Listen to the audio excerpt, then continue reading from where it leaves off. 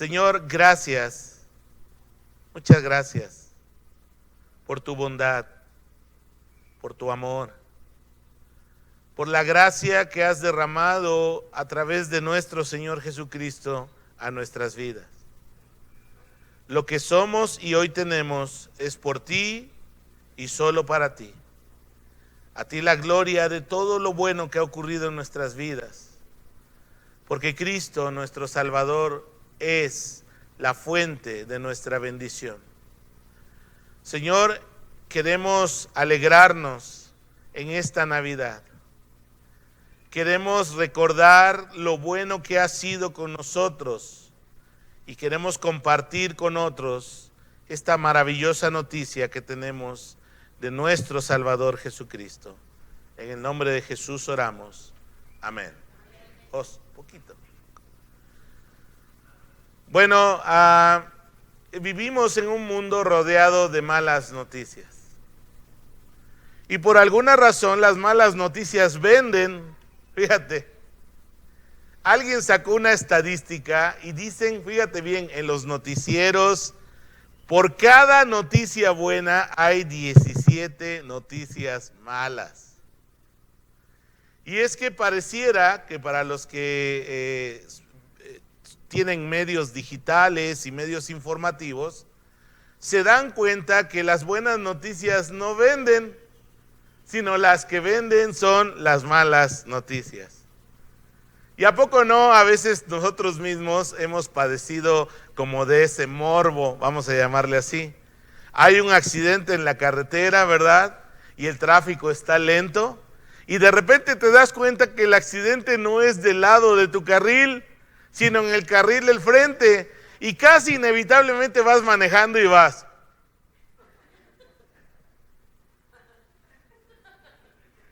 Y por eso se alenta el tráfico, por ir de chismosos, ¿verdad? Pero es como algo natural de nuestro instinto querer observar o querer saber, estar alertas de algo que nos ponga en peligro. Según los estudiosos de la sociología y de la psicología, somos atraídos por las malas noticias porque nuestro cerebro está alerta ante cualquier cosa que pudiera amenazar nuestra supervivencia. Esa es la razón. Incluso a veces esto se amplifica actualmente a través de los medios digitales. Hay una noticia y corre como pólvora, ¿no? Inmediatamente la sabemos. Ahorita está empatado Argentina y Francia, ¿verdad? Y todo el mundo va rápido a su Google y pone Qatar 2022, inmediatamente le aparece lo que está sucediendo. Y por un lado es bueno esa velocidad de la comunicación, pero por otro lado puede ser que caigamos en comportamientos obsesivos con respecto a las malas noticias. Y eso genera en muchas personas sentimientos de pesimismo, cuadros de depresión y ansiedad. Por ejemplo, cuando estaba en auge las diferentes olas de COVID-19, muchas personas cada rato estaban consultando, ¿no? ¿Y cuáles son los síntomas? ¿Y cómo va el asunto de la vacuna? ¿Y cuántos enfermos hoy hay, no? Hay un medio que sigo, pero que de repente me caen gordos, déjenme usar esa palabra, se llama Latinos, y todavía ponen la gráfica de cuántos contagiados hay en Estados Unidos. Y yo digo, ¿pero para qué? O sea, es como cultivar ese sentimiento de temor, de preocupación en las personas, ¿no? Y de repente, por ejemplo, estábamos medio saliendo de la crisis de COVID-19 y el monkeypox, la viruela del mono, empezó a ser como muy famosa en los medios digitales, ¿no? Y todos pensaban otra vez que venía otra pandemia ahora por la viruela del mono, pero no ocurrió así porque no es ese tipo de enfermedad. Pero es parte de nuestra naturaleza. Eso hace, hermanos, que sintamos que vivimos en un mundo incierto y siempre cambiante. Y esos sentimientos de inseguridad, de temor, no son solo de nuestro tiempo. Han acompañado al ser humano desde su existencia. Yo creo que desde que salimos de la cobertura de la voluntad de Dios allá en el huerto del Edén, el ser humano empezó a experimentar incertidumbre, calamidades, temores, debido a vivir lejos de Dios y de su presencia. Así que, hermanos, la sociedad judía de la época de Jesús no era la excepción en cuanto a esos sentimientos de pesimismo, de ansiedad, el deseo de que las cosas cambien. De hecho, 5 siglos antes de Cristo, fíjate bien, 500 años, más o menos el tiempo que llevamos desde la conquista española hasta nuestros días, el pueblo judío había estado bajo el yugo de los imperios mundiales de su tiempo. Comenzó con el imperio medo-persa, luego llegó el imperio babilónico, de ahí tenemos el libro de Daniel, la historia de Esther, el libro de Nehemías, se dan en esa época. Y luego, aunque el Antiguo Testamento tiene un silencio de escrituras bíblicas de 400 años, en ese tiempo cayó Persia, cayó el imperio babilónico, Grecia llegó a ser la potencia mundial en aquel tiempo con Alejandro el Magno y la conquista tan rápido que hizo del mundo conocido. Y por muchos años, después de la muerte de Alejandro, sus 4 generales se dividieron el imperio y ellos estuvieron gobernando al mundo. En la época de nuestro Señor Jesucristo, fíjate bien, más o menos tenía 65 años que Roma había tomado el control de la Palestina, de aquella región del mundo. Y Roma sometía a los pueblos, pero les daba ciertas libertades para seguir parte de su cultura, de su religión, e incluso muchas veces usaban gobernantes de ellos mismos como reyes vasallos para tener control. A Roma lo que le importaba era tener control territorial y, como todo gobierno, cobrar impuestos para acrecentar su riqueza. Ahora, los judíos del primer siglo, segundo siglo antes de Cristo, vivían con lo que se llama la esperanza mesiánica. Era ese sentimiento muy profundo, de mucho deseo, de que se cumplieran las profecías que da el Antiguo Testamento de la aparición de un libertador, de un rey poderoso, descendiente de David, que tendría un reino que sería eterno. Y ellos tenían muy presente esa esperanza. Así como mucha gente, por ejemplo, ahora en la crisis de COVID, estaba esperanzada en que saliera una vacuna y que la enfermedad terminara, el pueblo de Israel, ahí en las pláticas, en las noches, en las cenas, salía el tema de la esperanza mesiánica como un deseo muy arraigado en ellos. Y es en medio de ese contexto que Dios irrumpe en la historia humana para dar la encarnación del Hijo de Dios. Dios hecho hombre viviendo entre nosotros. Quiero que abras tu Biblia porque vamos a ver cómo el Evangelio... ¿Alguien sabe qué significa Evangelio? Buenas nuevas, buenas noticias. Pero, ¿nos gustan las buenas noticias o las malas noticias? Pues la verdad es que nos gustan las malas noticias, eso dice estos estudios sociológicos, ¿verdad? Pero el Señor tiene buenas noticias para nosotros. Abre tu Biblia en Lucas capítulo 2 y como está un poquito largo el pasaje que vamos a reflexionar hoy, lo vamos a ir leyendo por partes para no hacer la lectura corrida.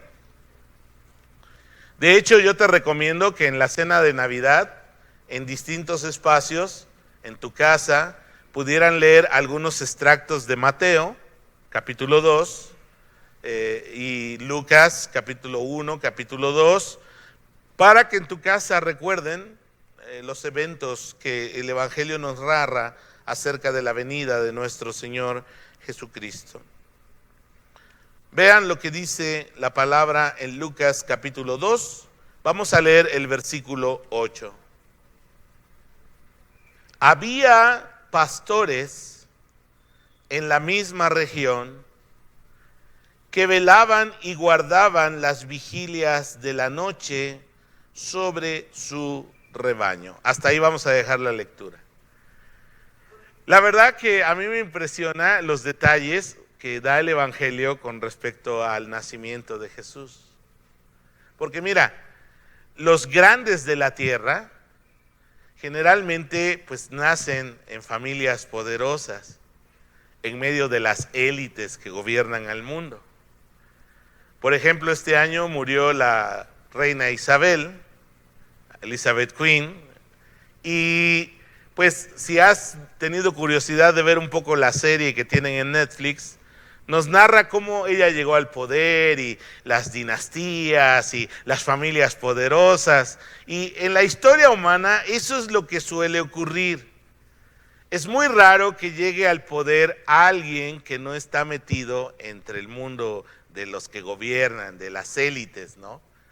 Yo creo que nadie llega a esas posiciones de poder sin que haya por lo menos acuerdos, ¿no?, entre los que llegan al poder, ya sea a través de unas elecciones, a través de una monarquía parlamentaria, como en el caso de varios países europeos, pero esas noticias se dan entre la élite. Pero observa cómo el Evangelio viene desde abajo en el nivel social. El Evangelio, fíjate bien, comienza a anunciarse desde los pobres, desde los marginados de la sociedad. Quiero que veas la siguiente imagen, la que sigue, por favor. Es un pequeño cuadro sinóptico, espero que lo alcancen a ver, donde tenemos de una manera gráfica, muy sencilla, cómo estaba compuesta la sociedad judía de aquel tiempo. Y miren, hermanos, siempre ha habido clases altas, algunos en la clase media, y la gran mayoría, ¿en dónde está? En la clase baja. Y mira, la sociedad judía del siglo I, mira quiénes estaban en la clase alta. Los sumos sacerdotes, y es muy curioso, déjame hacer esta acotación.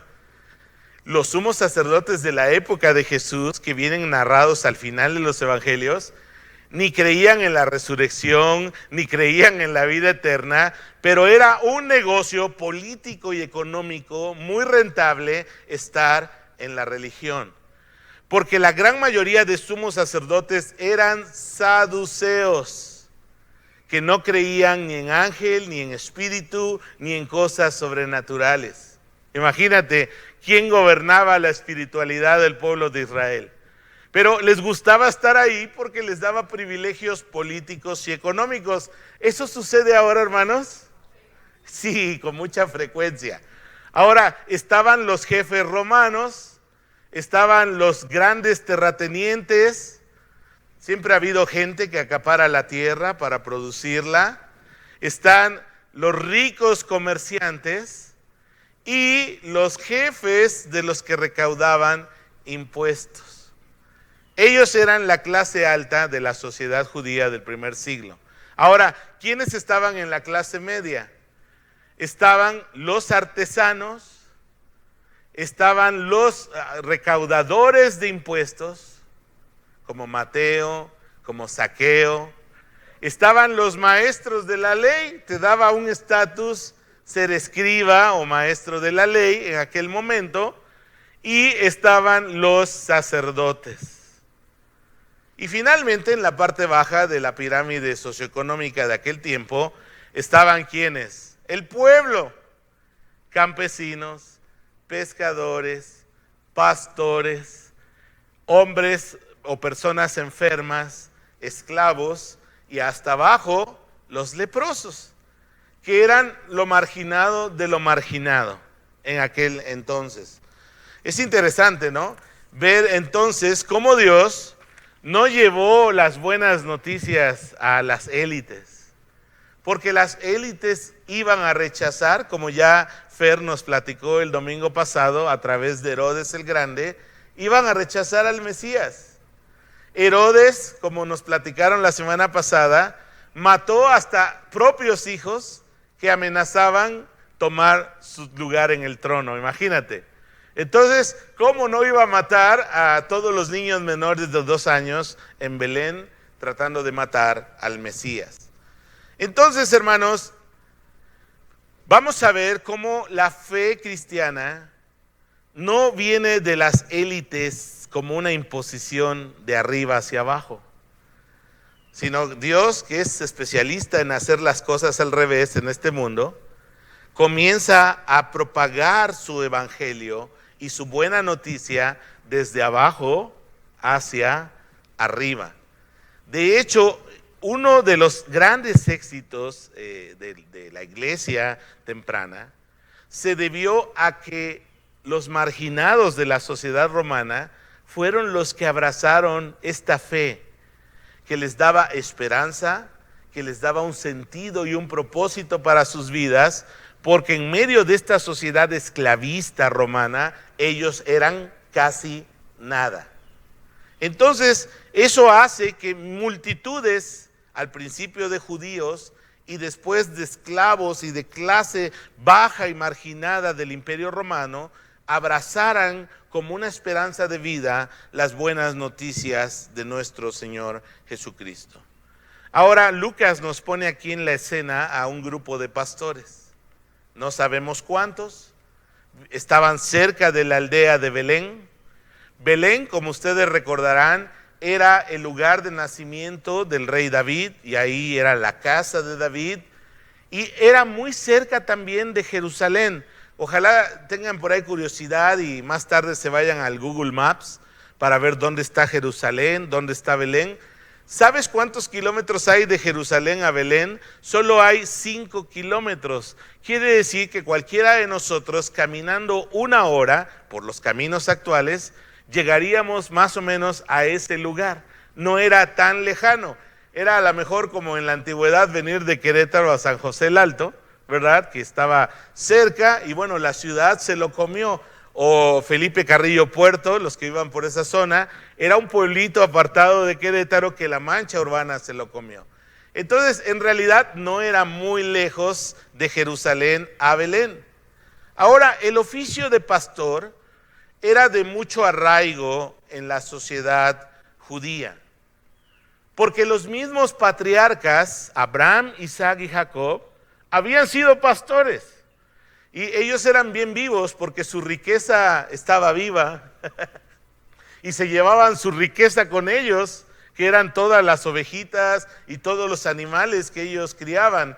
En aquella época a lo mejor tenían algo de oro, algo de plata, se menciona en los relatos bíblicos, pero gran parte de la forma en que Dios enriqueció a los patriarcas fue al tener rebaños de ovejas muy prósperos, ¿no? Miles, cientos. ¿Se acuerdan, por ejemplo, en el libro de Job menciona cuántas vacas, cuántos borregos, cuántas cabezas de asno tenía? Eran miles o cientos, ¿no? Las que tenían, y eran personas muy prósperas y ricas. Pero en esta época del primer siglo, al comienzo del primer siglo, los pastores ya eran parte, ya no de las élites, sino eran parte del pueblo, de la gente marginada, del común y corriente. Y es que, hermanos, no voy a hablar de una teología marxista o socialista, pero sí se ve en los evangelios que Dios quiere hacer llegar su mensaje de esperanza a la gente marginada, a la gente pobre, a los oprimidos. En Lucas capítulo 4, cuando Jesús se levanta en la sinagoga y abre el rollo de Isaías para comenzar su ministerio, recordarás que él cita un pasaje de Isaías 61 que dice: el Espíritu del Señor está sobre mí y me ha puesto Dios para dar buenas nuevas a los pobres, para proclamar libertad a los cautivos, para dar vista a los ciegos. Y te fijas, es para pura gente marginada en la sociedad. Y el apóstol Pablo en 1 Corintios capítulo 1, si gustas buscarlo en tu Biblia, por favor. En 1 Corintios capítulo 1, versículo 26 al 28, nos recuerda este hecho. Y no es para que nos sintamos pulga o piojo, ¿verdad? Sino simplemente para recordarnos una cosa: lo que Dios ha hecho no tiene relación con las virtudes que nosotros pudiéramos haber tenido como seres humanos. Mira lo que dice Pablo, voy a leer en la Nueva Traducción Viviente. 1 Corintios capítulo 1, versículo del 26 al 28.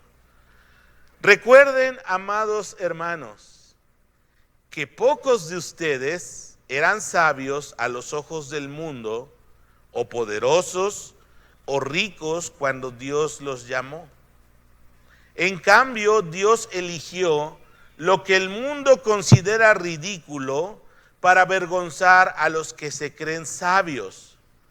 Y escogió cosas que no tienen poder para avergonzar a los poderosos. Dios escogió lo despreciado por el mundo, lo que se considera como nada, y lo usó para convertir en nada lo que el mundo considera importante. Y es que así es nuestro Dios. Dios no se basa a lo que nosotros como mundo y sociedad tenemos. Generalmente Él hace las cosas al revés, porque vivimos en el mundo al revés.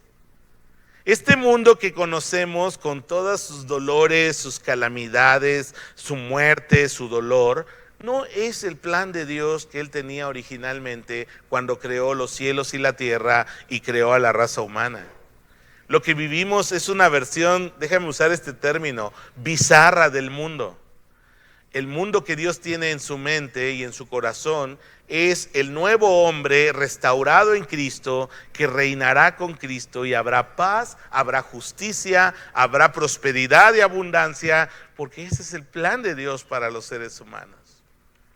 Entonces, hermanos, las buenas noticias del Señor comienzan para la gente rechazada, para la gente que ha sido discriminada, para la gente que no tiene esperanza, para la gente común y corriente.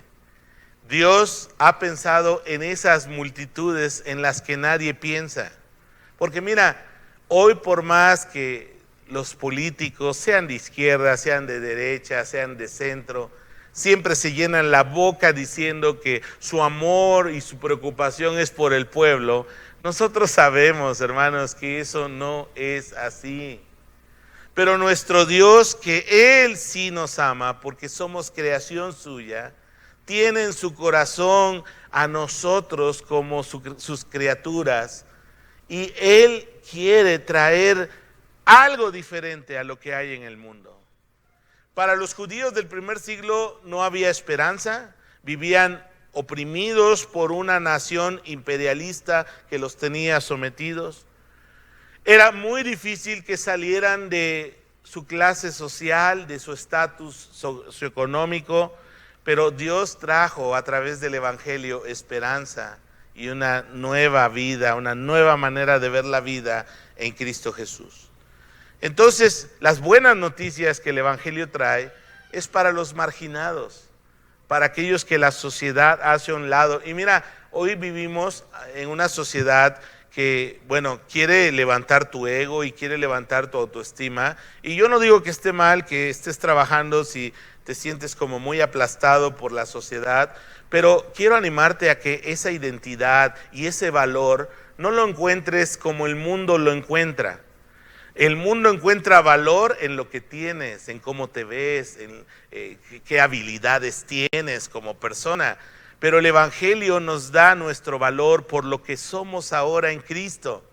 Lo bueno que tenemos y lo valioso que somos es porque Él nos ha amado, ha derramado su gracia en nosotros, y cuando creemos en Cristo, tú lo sabes, el Señor nos hace nuevas personas, nuevas criaturas, con un corazón nuevo, una mente nueva y una esperanza nueva en Cristo Jesús. Y eso es lo que nos da valor. Tú y yo valemos igual que el resto de las personas, no por nuestra preferencia sexual, no por lo que estamos haciendo, valemos por ese valor intrínseco que tenemos al ser portadores de la imagen de Dios. Hombres y mujeres somos valiosos por el simple hecho de ser hombres creados por Dios. No tiene que ver con tu color de piel, no tiene que ver con qué te dedicas, no tiene que ver con la cantidad de bienes que poseas. Dios te ha hecho valioso, te ha hecho valiosa simplemente porque eres portador o portadora de su imagen. Por eso, mis queridos hermanos, como cristianos, valoramos la vida de todo ser humano, de los nacidos y de los no nacidos. Porque en el discurso progre de nuestro tiempo, hermanos, un ser humano ya en gestación, ya vivo, vale si es deseado o no es deseado. ¿Qué dicen aquellos lemas feministas, no? La maternidad será deseada o no será. Eso es lo que dicen.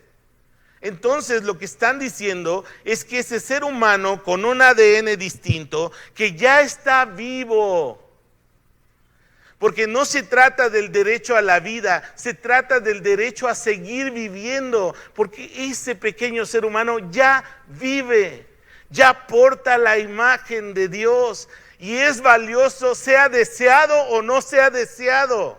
Es creación especial de Dios, como tú y yo lo somos. ¿Qué le falta a ese ser humano en gestación? Simplemente más tiempo para ir en su desarrollo de un embrión a un feto, a un bebé que nace. Pero es increíble, hermanos, cómo el mundo puede dañar tanto nuestro pensamiento y hacernos creer, fíjate bien, en los casos más extremos del progresismo con respecto a este tema, que incluso, fíjate bien, hay políticos que proponen que en el mismo día del alumbramiento la mujer va a tener derecho sobre su propio cuerpo para su propio cuerpo. Increíble, ¿no? Puedo entender cómo pueden pensar que es su propio cuerpo, pero para terminar con la vida de ese no deseado. Y mira, te aseguro que en este lugar hay muchos que fueron no deseados, pero Dios permitió que estuvieras vivo. Y estoy seguro que estás alegre, feliz por estar vivo, por no haber acabado en el bote de los desechos biológicos partido en pedacitos. Porque la vida, hermanos, es un don de Dios y solo Él la puede dar y solo Él tiene la autoridad y el derecho de tomarla. Amén. Entonces, hermanos, vemos cómo esta esperanza, estas buenas noticias es para los marginados. Versículo 9, vamos ahí a Lucas 2, por favor. Y presten ahí atención a los detalles de la narrativa. A mí me encantan estos pasajes. Dice, he aquí, se les presentó un ángel del Señor. Y la gloria del Señor los rodeó de resplandor. Y tuvieron gran temor.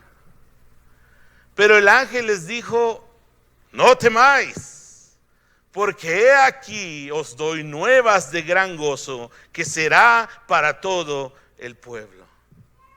¿Y cuáles son esas buenas noticias? Que os ha nacido hoy en la ciudad de David un Salvador, que es Cristo el Señor. Esto servirá de señal. Hallaréis al niño envuelto en pañales, acostado en un pesebre. Y repentinamente apareció con el ángel una multitud de huestes celestiales que alababan a Dios y decían, gloria a Dios en las alturas y en la tierra paz, buena voluntad para con los hombres. Hasta ahí vamos a dejar la lectura de este segundo punto. Hermanos, aquí vemos a los pastores, están tranquilamente como cualquier noche común apacentando las ovejas, cuidándolas porque estaban dormidas, ya eran las vigilias de la noche. Por alguna razón, no explica bien el texto, generalmente los pastores de día apacentaban las ovejas y en la noche las metían en los apriscos. Los apriscos son como zonas de terreno con una barda de piedra no muy alta, donde las ovejas, ya sabes que no son muy hábiles, no pueden salir, y ahí las guardaban durante la noche y al otro día otra vez salía la riqueza de ellos caminando a pastar, ¿no? Y aquí tenemos entonces a los pastores haciendo su chamba, me imagino calentándose en una lumbre, esperando a que amaneciera para continuar con su trabajo. Y de repente Dios irrumpe nuevamente en la historia humana ahora a través de seres angélicos, seres espirituales que tú has leído en la Biblia, tienen voluntad propia, Dios los creó para ser servidores, para su gloria. Y este ángel aparece. ¿Y cuál es la reacción de los pastores? Tuvieron gran temor. Yo creo que a cualquiera se nos pararían los pelos, ¿verdad? Si de repente vemos a alguien que aparece de la nada y luego con un resplandor, es lo que dice el texto, yo creo que pues a lo mejor hasta nos haríamos pipí, popó y todo lo demás, ¿verdad? Porque realmente pues fue algo sorprendente, ¿no? Incluso la traducción en NTV dice, estaban aterrados de lo que estaban viendo. Y bueno, habían escuchado a lo mejor en las historias bíblicas de un ángel y de apariciones, pero nunca lo habían experimentado ellos en carne propia.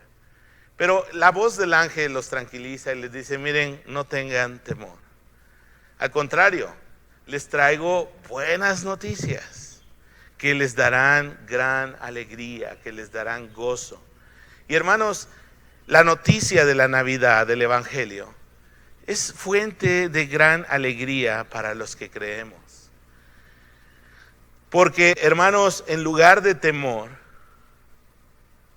Dios nos anima a estar confiados. Porque el Evangelio, hermanos, lo cambia todo. Pecadores en santos. Enemigos de Dios en amigos de Dios.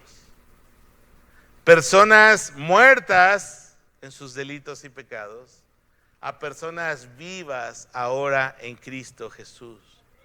Personas sin fe y sin esperanza, en personas que ahora tienen una vida llena de fe y de esperanza en Dios.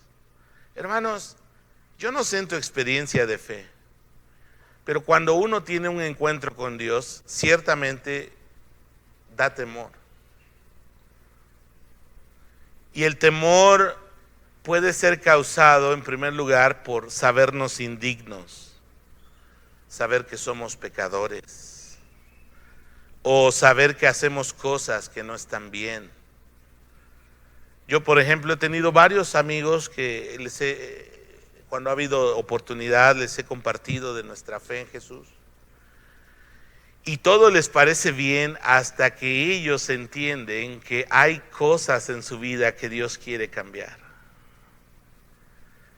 Me acuerdo que un amigo me dijo, todo está muy bien, me dijo, ingeniero, la cosa es esta, que a mí me gusta convivir, tomar, y le dije, está bien, es tu gusto, ¿verdad? Eres libre de hacerlo. Y yo le decía, mira, Dios no te dice, deja esto o deja aquello. Porque fíjate bien, lo que la religión muchas veces propone son cambios externos, cosméticos en la gente.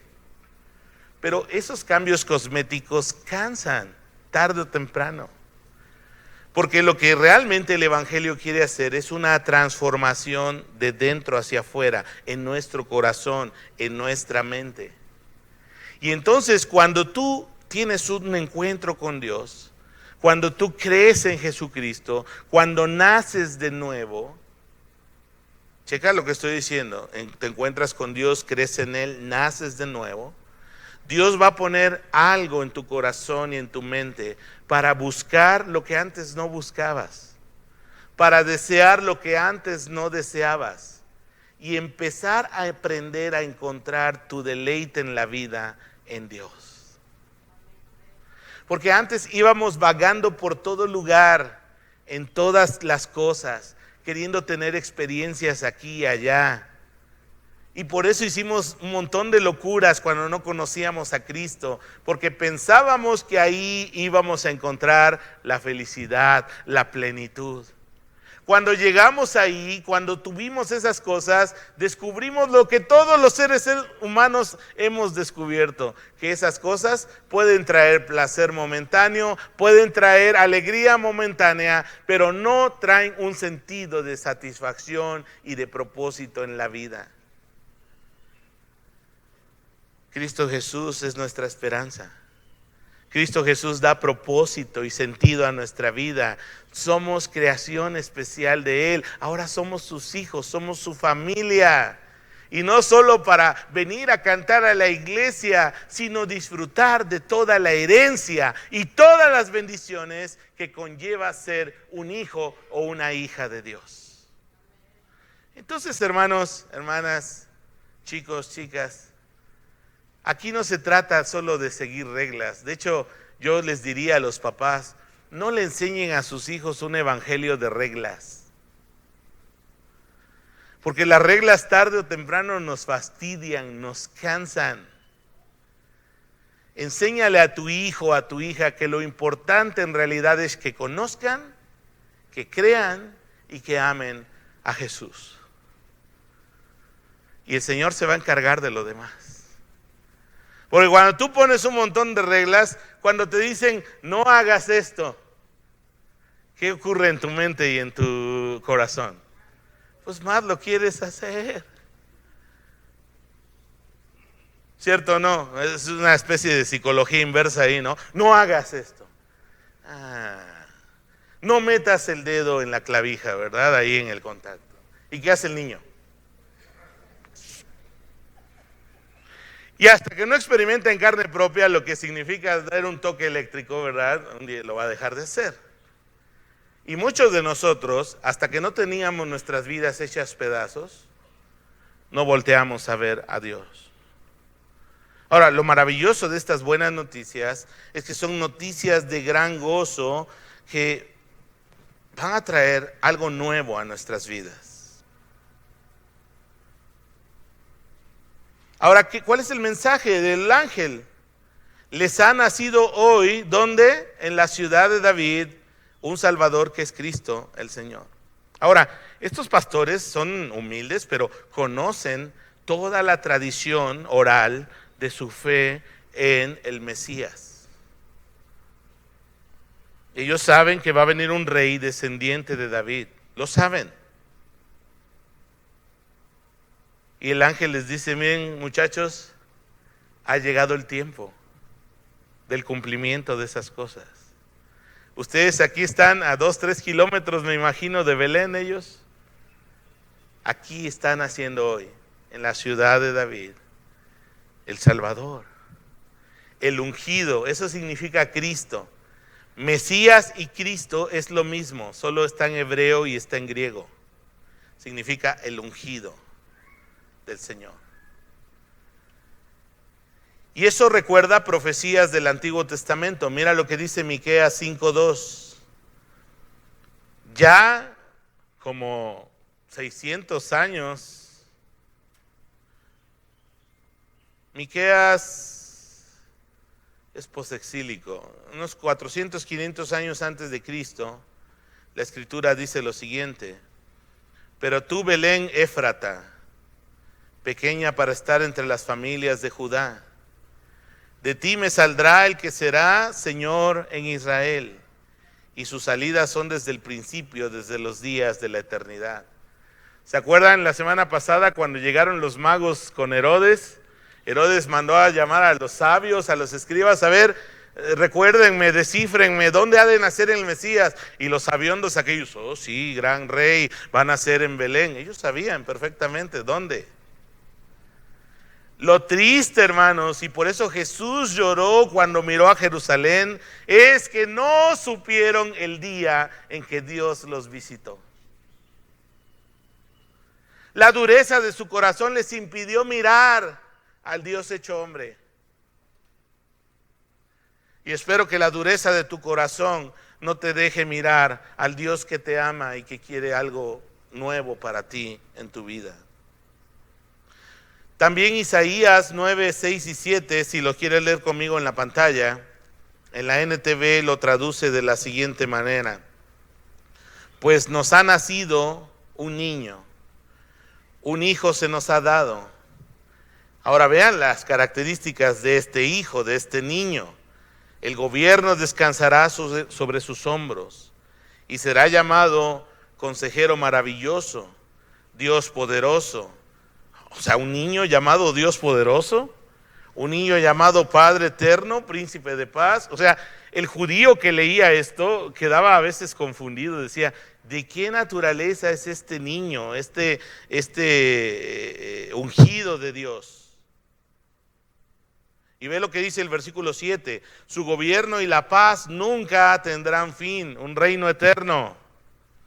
Reinará con imparcialidad y justicia desde el trono de su antepasado David por toda la eternidad. El ferviente compromiso del Señor de los ejércitos celestiales hará que esto suceda. Estoy seguro que estos pastorcitos recordaron estas palabras. La señal: hallaréis al niño envuelto en pañales, acostado en un pesebre. Yo no me imagino al creador del universo. O sea, si nosotros cuando vamos de vacaciones a un lugar, ¿qué decimos? No, hay que ir al mejor hotel que podamos pagar, ¿verdad? Y con un cuarto vista al mar, y que tenga su aire acondicionado y servicio a cuarto, y si tiene un jacuzzi, que mejor, ¿verdad? O sea, imagínate al creador del universo decidiendo nacer en el estrato humilde de la sociedad judía. Ya te sabes la historia, no hubo lugar para ellos en el mesón. Y Jesucristo fue puesto en unos lienzos ahí, en un pesebre. ¿Quién podía creer que ahí estaba un rey? Bueno, los magos lo creyeron. Ya expliqué la vez pasada, ¿no? No fue el mismo día, ¿verdad?, que llegaron los pastores y los magos. Los magos llegaron tiempo después. Pero Jesús decidió intencionalmente nacer entre los humildes. Es increíble, pero los verdaderamente grandes son humildes. Los soberbios somos los fanfarrones, los que queremos como elevar nuestro ego. Pero el Señor nos ha enseñado esa humildad. Y luego termina esa frase diciendo: paz, gloria a Dios en las alturas, y paz y buena voluntad para con los hombres. Y es que, hermanos, Cristo es nuestra paz. Cristo es la fuente de la paz entre Dios y los hombres. Segunda de Corintios capítulo 5, versículo 17 al 19, miren lo que dice con respecto a esto. Este versículo te lo sabes, el primero. De modo que si alguno está en Cristo, nueva, dígalo conmigo, nueva criatura es. Las cosas viejas pasaron, quedaron atrás, he aquí todas son hechas nuevas. Y a veces hasta ahí nos quedamos, pero mira lo poderoso que es los siguientes versículos. Y todo esto proviene ¿de quién? De Dios, quien nos reconcilió consigo mismo por Cristo y nos dio el ministerio de la reconciliación. ¿Y en qué consiste este ministerio? Que Dios estaba en Cristo reconciliando consigo al mundo, no tomándoles en cuenta a los hombres sus pecados, y nos encargó a nosotros la palabra de la reconciliación. Hermanos, Cristo Jesús no vino para enseñarnos a morir, no vino para enseñarnos solo valores o ética, no vino a ser un gran maestro. Cristo, desde el momento en que determinó en la eternidad que habría de encarnarse, sabía que su destino como ser humano era morir en la cruz en nuestro lugar. Porque no se trata de que Dios dijo: vamos a hacer como que nada ha ocurrido. Porque así somos los seres humanos, ¿no? Decimos: algo pasó, pero vamos a hacer como que nada ocurrió. No, Dios es bueno y es justo. Y Él es un Dios de justicia y un Dios que ejecuta juicio. Lo que Dios hizo es que tomó tu pecado, tu pecado, tu pecado y mi pecado, y lo puso, lo imputó, es el término legal, en la persona de Cristo. Y tomó los pecados de todo el mundo. O sea, porque mira, muchas veces como humanos ponemos como mucha atención en la agonía física de Cristo en los momentos de la cruz. Pero la agonía espiritual, no tengo ni la menor idea lo terrible que fue. Porque no fue solo los clavos o los latigazos o la corona de espinas o la lanza atravesando su costado. Es el pecado tuyo y mío, todos nosotros puestos en el cuerpo de Cristo, y Él muriendo como el Cordero de Dios que quita el pecado del mundo. Eso es lo que el Señor hizo. Y con eso nos reconcilió. Cuando dice Pablo, no tomándole a los hombres en cuenta sus pecados, no está diciendo vamos a hacer como que nada sucedió. No, de hecho 2 versículos después va a decir Pablo, al que no conoció pecado, por nosotros lo hizo pecado, para que fuésemos hechos justicia de Dios en él. Entonces, hermanos, esas son las buenas noticias. Hay paz, hay reconciliación entre Dios y nosotros. Y nosotros, sin merecerlo, sin hacer nada más que creer en Cristo, hemos recibido y vamos a recibir una herencia gloriosa que Dios tiene reservada para los que son suyos. Por eso hay alegría, por eso hay gozo. Y finalmente vamos a Lucas 2, por favor. Vamos a leer del versículo del 15 al 20. Lucas capítulo 2, versículos del 15 al 20. Sucedió que cuando los ángeles se fueron de ellos al cielo, los pastores se dijeron unos a otros, pasemos pues hasta Belén y veamos esto que ha sucedido y que el Señor nos ha manifestado. Vinieron pues apresuradamente y hallaron a María, a José y al niño acostado en el pesebre. Y al verlo, ¿qué hicieron? Dieron a conocer lo que se les había dicho acerca del niño. Y todos los que oyeron se maravillaron de lo que los pastores les decían. Pero María guardaba todas estas cosas, meditándolas en su corazón. Y volvieron los pastores glorificando y alabando a Dios por todas las cosas que habían oído y visto, como se las habían dicho. Aquí hay un aspecto muy importante que quiero resaltar. La fe necesita 2 fundamentos: la parte cognoscitiva y la parte vivencial. Aquí a los pastores, los ángeles le dijeron, nació en la ciudad de David un Salvador que es Cristo el Señor. Esta es la señal que van a ver, niño envuelto en pañales en un pesebre. ¿Ok? Los pastores pudieran haber dicho, pues qué padre, ¿no? Qué suave. Y ya, seguir durmiendo. Pero la fe, hermanos, siempre se transforma en acciones. ¿Me escucha usted bien? La fe siempre resulta en acciones. En palabras de Santiago, en su epístola diría, la fe sin obras es muerta. Y entonces los pastores no solo se quedan con escuchar. Sí, vieron un ángel glorioso y qué chida la cosa, y yo creo que eran ángeles LED, ¿no? Y tenían luces hasta de colores, ¿no? No sé cómo fue la aparición, pero ha de haber sido espectacular. Pero no se quedaron ahí.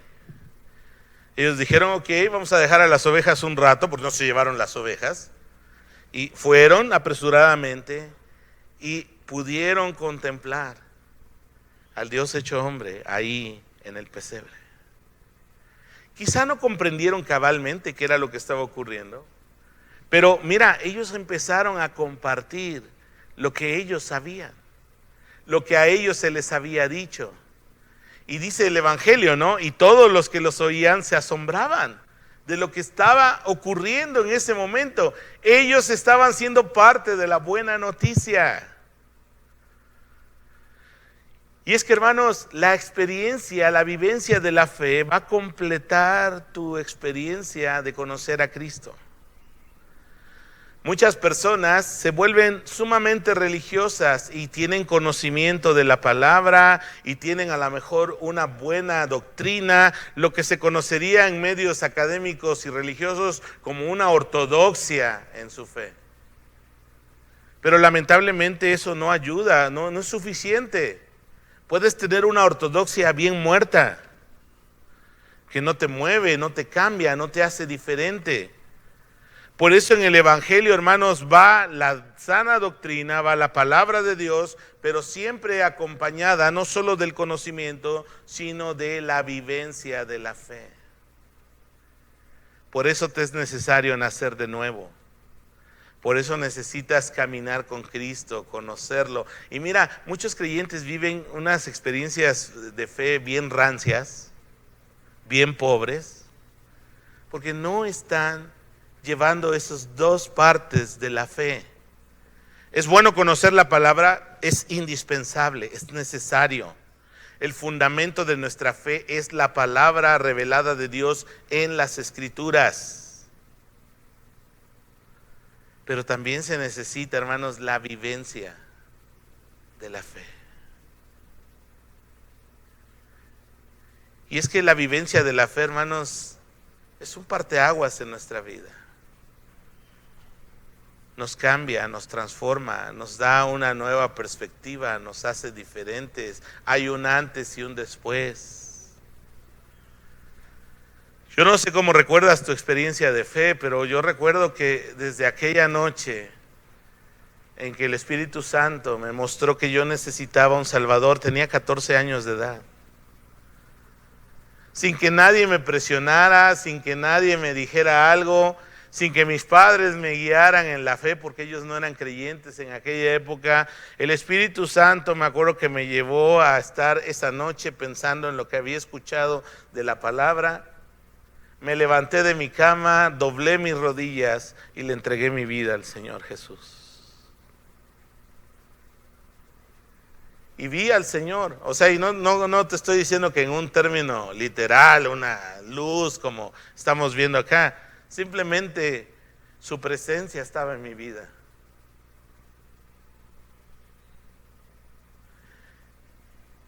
Y recuerdo esa noche y se quebranta mi corazón.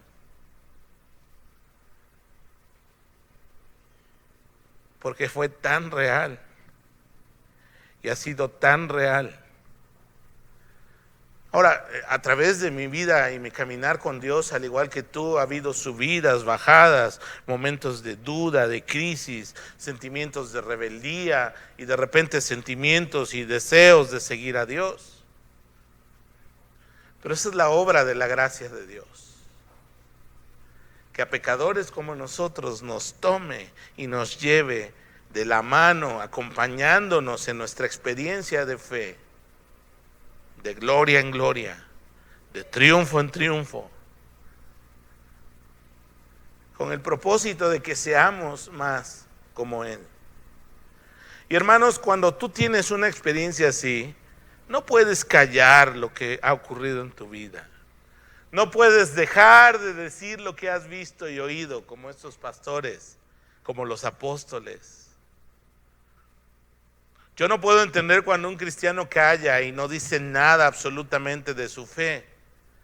Y sé que a lo mejor muchos no somos extrovertidos y andar gritando en la calle. Yo a veces veo hermanos haciendo eso y lo respeto porque digo, tienen el valor de ir y enfrentarse a majadería y media con tal de hablarle a otro de Cristo.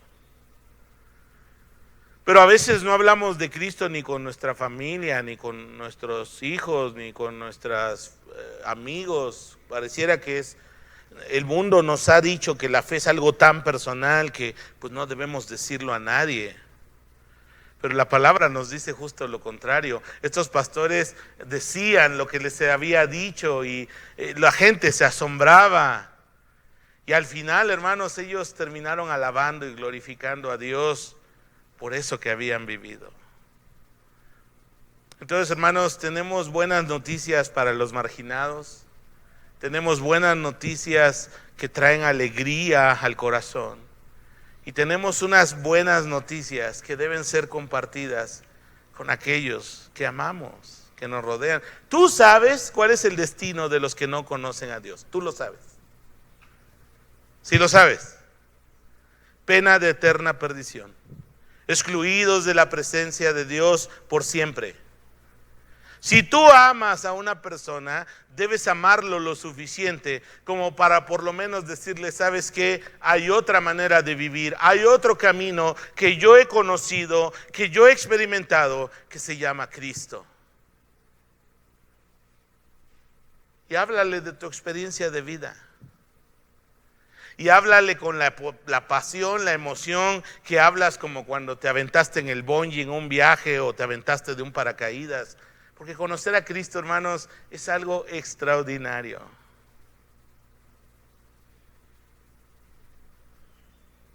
Buenas noticias en medio de malas noticias. noticias para los marginados, noticias que traen alegría, gran gozo, noticias que debemos compartir con todos. Aprovecha estos días de Navidad y recuérdales a los que amas lo maravilloso que es nuestro Salvador. Amén. Terminemos con una oración. Padre bueno, gracias porque somos portadores de buenas noticias, porque tenemos un hermoso y maravilloso Salvador que es Cristo el Señor. Padre, que nuestra fe no quede en una ortodoxia muerta, sino en una experiencia de vida donde Cristo es tan real. Su amor, su presencia y su cuidado día a día. Permítenos, Señor, en este tiempo de Navidad, tener un reencuentro contigo. Que no nos dejemos solo llevar por la comida, por las luces, por los colores, por los sabores, por la alegría del momento, por los regalos. Háblanos, Señor. Queremos conocerte más. Queremos, Señor, llevar estas buenas noticias a los marginados. Queremos, Señor, estar alegres con estas buenas noticias que tenemos en Cristo. Y queremos compartirles a otros estas buenas noticias del gran y hermoso y maravilloso Salvador que tenemos en Cristo Jesús. Te lo pedimos en tu precioso nombre. Amén. Que Dios bendiga su palabra, hermanos.